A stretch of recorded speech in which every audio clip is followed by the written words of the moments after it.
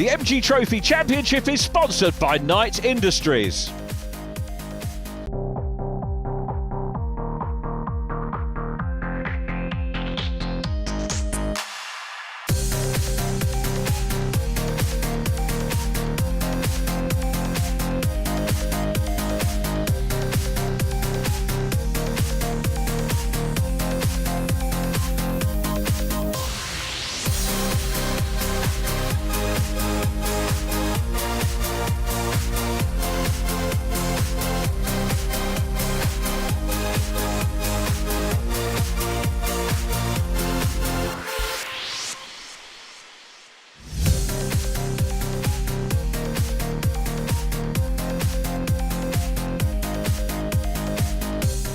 Welcome along to our second race here at Oulton Park, the penultimate meeting of the 2018 MG Car Club MG Trophy Championship. One driver who was out of luck in race number one, the championship leader for the 170s, Paul Oulton. Barry's down with him. Now, Paul, our regular viewers will know that for many years now you've always been on the podiums at the front end. Not been so good the last 2-3 rounds, and certainly race one at Oulton Park here, so what's going on? You tell me. Colossal brake problems. We've got two problems, a servo problem and a kickback or a knockback problem with the caliper. So the two symptoms are the pedal either is rock hard and nothing seems to happen, or the pedal goes right to the floor and nothing seems to happen. We think we've fixed the first one, the servo problem, but I've still got this knockback problem. So like in this race that we've just had there, pedal went to the floor.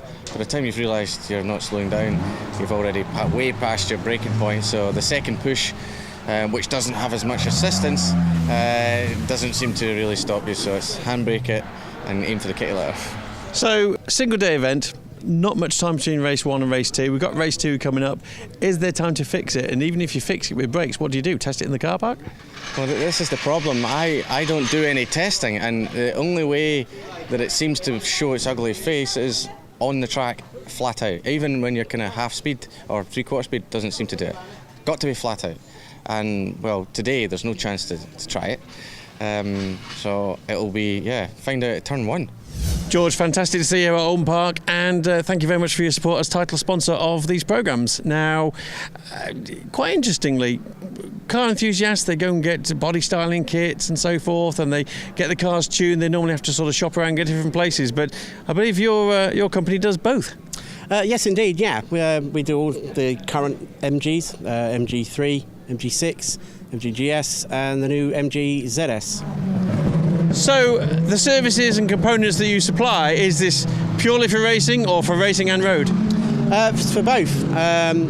Most of the stuff is for road. We've done a lot of test work with our own vehicles, etc. before we actually market the parts, so that I know that we're just going to get good reviews rather than things going not to plan. A few MG dealers buy our products and put them on brand new cars. So, title sponsor of these two rounds, what got you involved with it? Yeah, I've always been around the MG racing, going back into the early 90s with the Maestros, Montegos. I used to race an MG Maestro Turbo, and then later a Rover 220 Turbo. So yeah, it was great fun back then.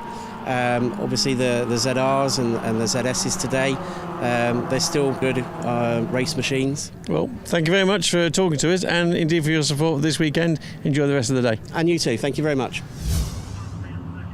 Jason Burgess leads the cars out. Graham Ross qualified on pole, but sadly we lost him in race one. We wish him well and hope to see him back for Snetterton in the final round of the year. Doug Cole, therefore, is second on the grid. And then Gary Wetton, Sam Kirkpatrick heading the 170s from Matthew Turnbull, Ryan Firth, Jack Roberts and Paul Oulton, Barry spoke to in fifth place. In Class C, the 160s, Tyler Ballard on pole from John Booth, Joseph Delgado and David Heisman. Green flag at the back of the field. We are ready for round 10 of the MG Trophy Championship. Lights out, great start by the look of it from pole position by Jason Burgess. Paul Oulton in yellow and black looking down the inside line. So it's Burgess from Doug Cole, who had an excursion on the grass in race one. Third position, the white 22 of Gary Wetton, side by side by side. Mike Harris on the inside, the Class A car, and Paul Luthi keeping a watching brief at the moment. Sam Kirkpatrick in front of him and trying to squeeze through is Paul Luthi. Very close racing there. You can see them just towards, well, the outfield shot, they were just towards the right of screen. Luthi ceding to Sam Kirkpatrick in that light blue car. Sam, the 17-year-old from Cumbria. But a great start by Jason Burgess, who leads this one from Doug Cole. Doug, one of the senior racers, I'm sure he won't mind me saying that. And Ryan Firth giving chase at the moment to Paul Luthi. Luthi in yellow on board with Paul once again.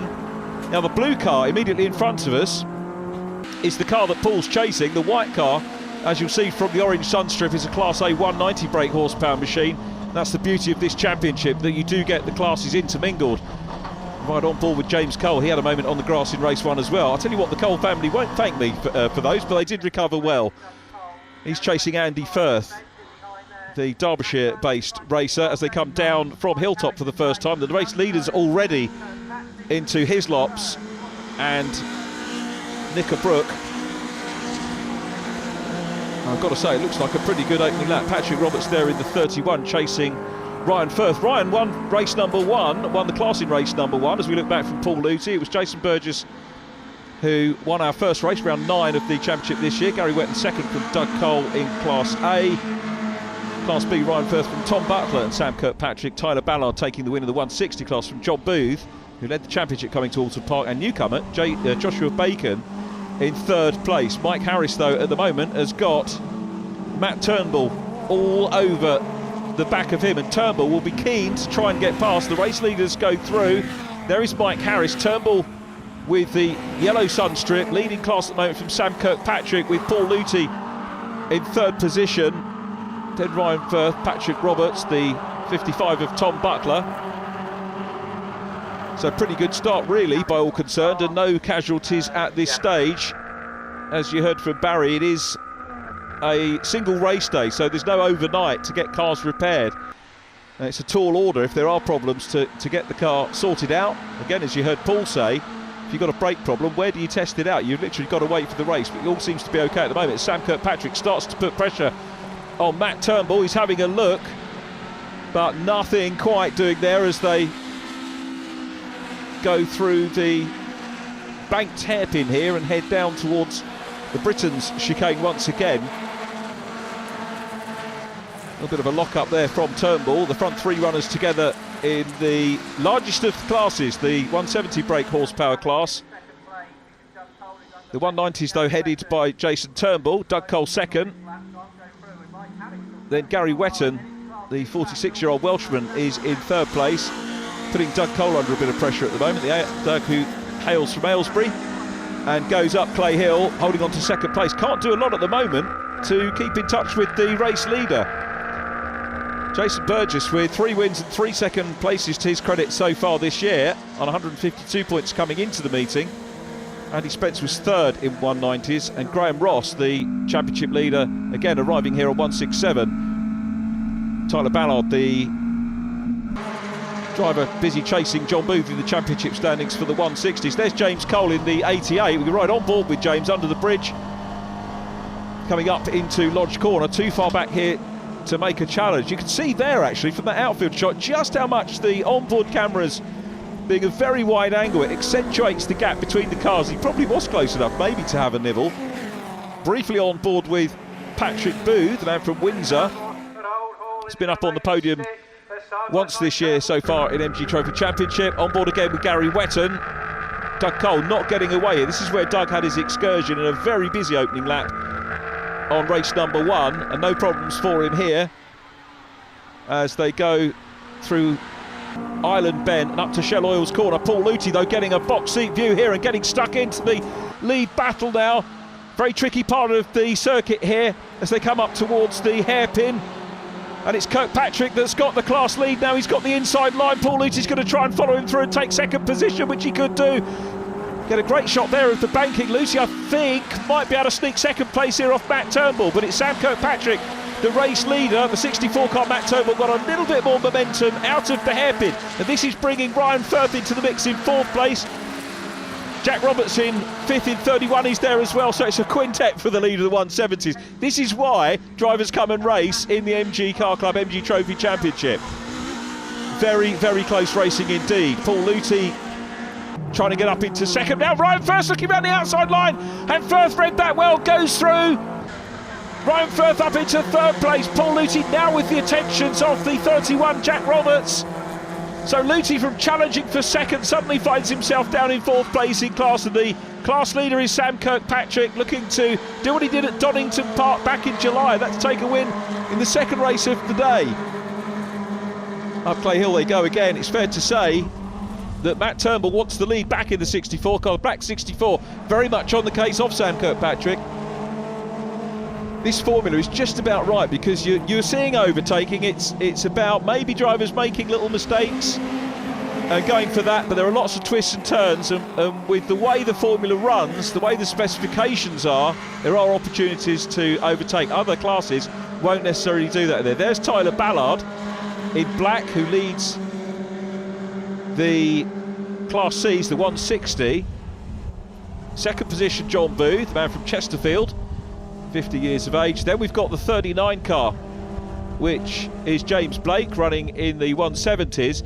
And then David Heisman from Joshua Bacon, and then Phil Tomlinson, who's in behind. So Josh Bacon at the moment not on a podium, but challenging for it. Again, in his first meeting, has a look here as Josh Bacon. He's going to go on the inside line and try and get the podium position here away from David Heisman. He's got the inside line, and that is move completed up onto the podium in the 160s. So we follow Phil Tomlinson at the back of this group. Phil with a slightly more powerful car might be able to make a move on these guys and move further up. If you do join the racing, of course, in the 170s, you could race some of the 160s in your early races and practice your racecraft. James Cole still busy at the moment chasing Andy Firth. Andy not making any mistakes, and James hasn't been able to capitalise on any of those. Up to Hilltop now. Watch the run down into Hislops, which is the chicane here. We'll have more for you after the break.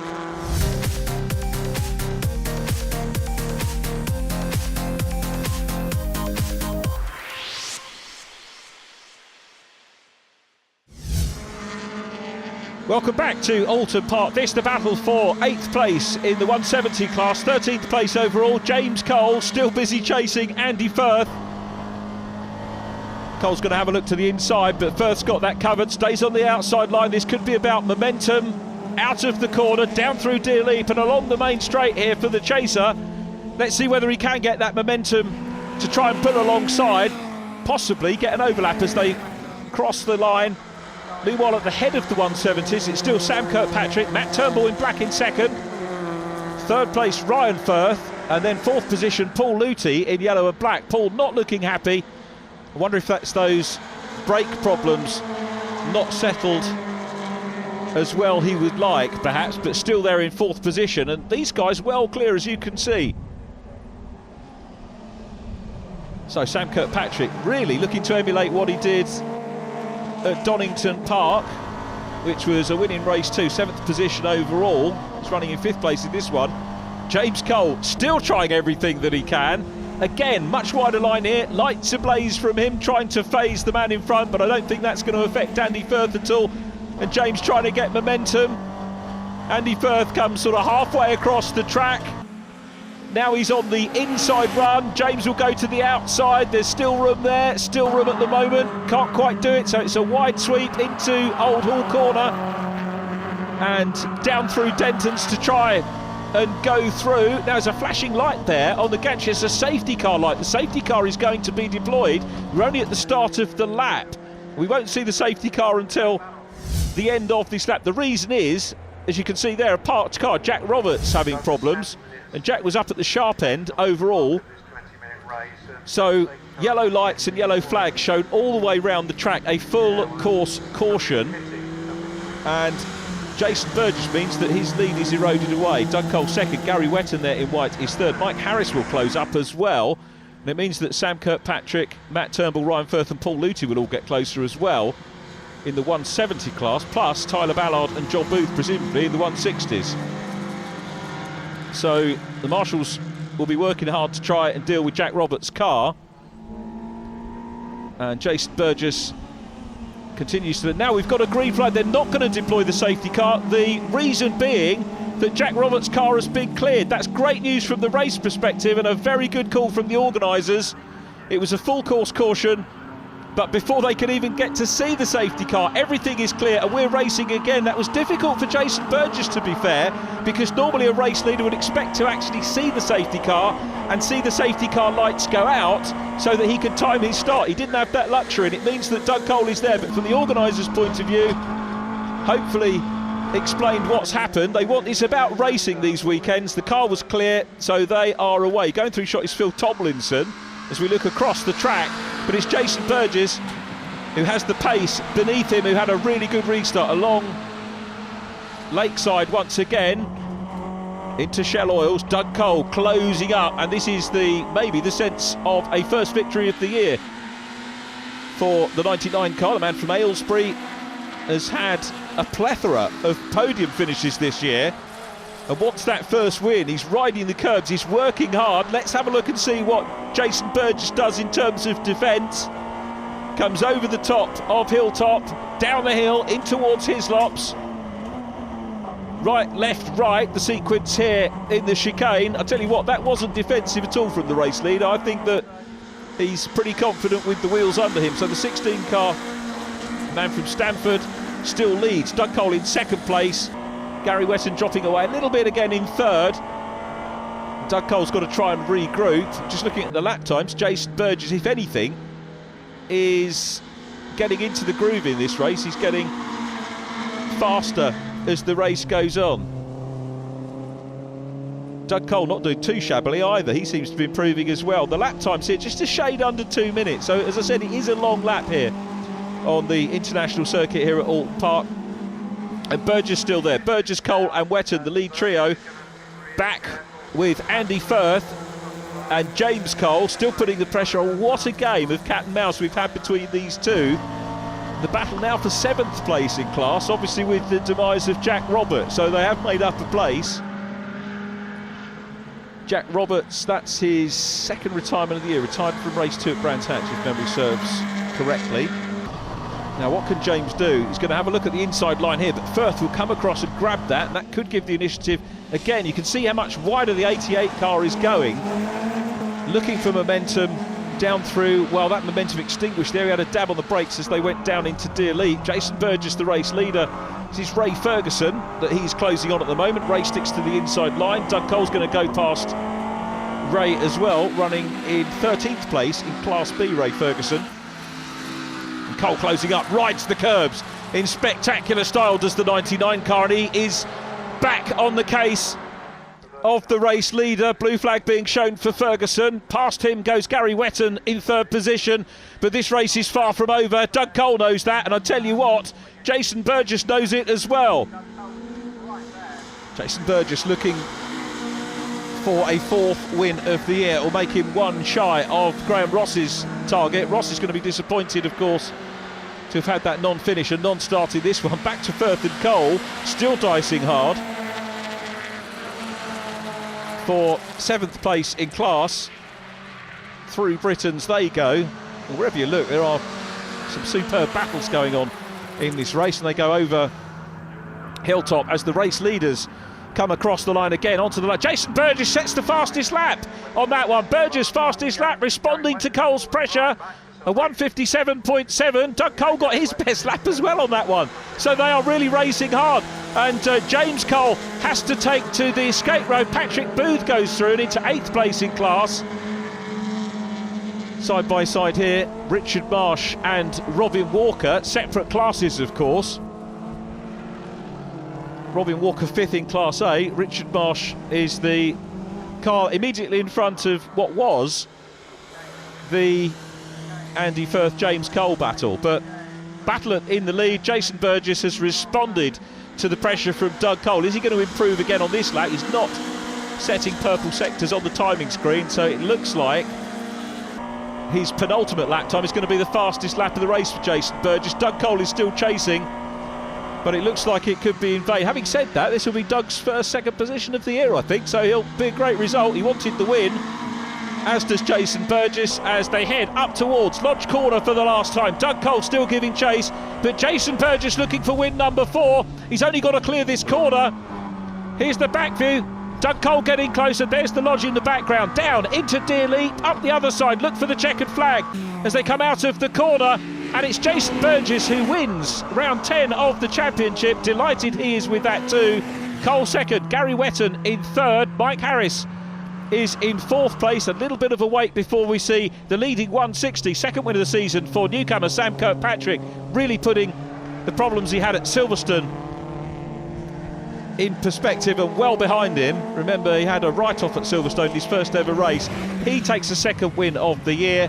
Matt Turnbull is second in class from Ryan Firth. Here comes Ryan in the white car, the black car immediately ahead of him being Matthew Turnbull. Paul Luthi finishing 4th ahead of Tom Butler.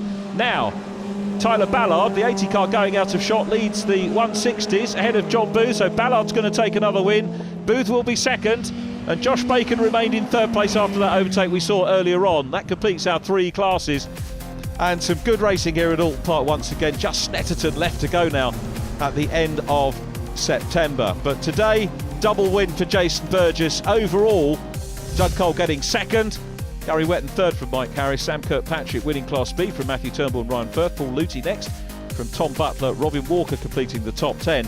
Richard Marsh was 11th ahead of Andy Firth, and then Patrick Booth, James Cole next up from Gianni Piccioni and Christopher Boulton. Tyler Ballard wins Class C from John Booth, Phil Tomlinson next, then Josh Bacon in 20th, 21st going to David Heisman, 4th in Class C. John Gill and Ray Ferguson next up. Non-finishes for James Blake, sadly, and also Jack Roberts. 2 out of 2. Couldn't do better than that, really. No, it was a fabulous weekend, Barry. Really chuffed. So that was not such an eventful race. Race 2 wasn't, but it was hard fought because I got a lead established in the first half, and then we had the safety car, which turned out actually they changed their mind halfway through the lap, but Doug shut up on me then, and he kept me honest the whole race. He drove well. So Doug, back on the podium where you belong there. You were also a strong finisher there, and you were certainly giving Jason a run for his money. Yeah, we gave him a good run for that. We had a bit of disappointment in the first race where we lost the alternator and it did the battery, so that went flat. But yeah, had good pace in that race, and I was trying my hardest, but I threw the kitchen sink at him, and he had a touch more today. But I'm glad we're second, and fastest lap for me ever around here, 1 minute 57 something. So yeah, pleased with that, and the car came back in 1 bit, which is even more important. Sam, fantastic weekend. What a great result. Yeah, it was a better result than the first race. No track limits penalties. Now, you were doing extremely well as it was, and then when we had that sort of safety car break, as it were, part way through, that turned to play into hands a little bit more. Yeah, Matt slowed down a bit more than I did because I was trying to catch up the cars in front, and then I saw the green flag before he did, so I could set off and then got a bit of a gap.